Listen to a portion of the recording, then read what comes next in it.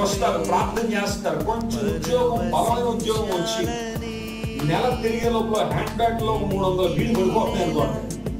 ఇక కొంతమందికి ఎవరు గుర్తురారు? దేవుడు గుర్తురారు. సహోదరి, దేవుడు రాలేదేంటమ్మా, మీకు ఖాళీ ఉంటుందండి, అయ్యారు మాకు ఎక్కడ ఉంటుంది చెప్పండి అని దూరం లేదంటారా?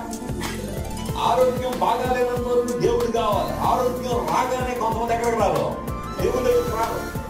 9 మంది కుష్ఠరోగులు దేవుడు విడిచి వెళ్ళిపోవడానికి కారణం అదే. 10 మంది స్వస్థపడితే అందులో ఒక్కడే తిరిగి వచ్చారు. 9 మంది ఏం చేశారు? వెనక పారిపోయారు. ఎందుకు వెళ్ళిపోయారంటే బహుశా వారు స్వస్థత పొందిన తర్వాత ఇక దేవుని అవసరం వారికి లేదనిపించింది. ట్రాన్స్పోర్టేషన్ లేకపోతే ఏదైనా ఒక కారు కానీ వాహనం లేనంత వరకు నమ్మకంగా కొంతమంది వస్తారు. దేవుడు ఎవరికైనా వాహనాలు ఇస్తే అందులో మానేసి కొంతమంది ఉంటారు. నేను నీ గురించి మాట్లాడుతున్నాను, ఇండియాలో కొంతమంది ఉంటారు, వాళ్ళ గురించి మాట్లాడుతున్నాను.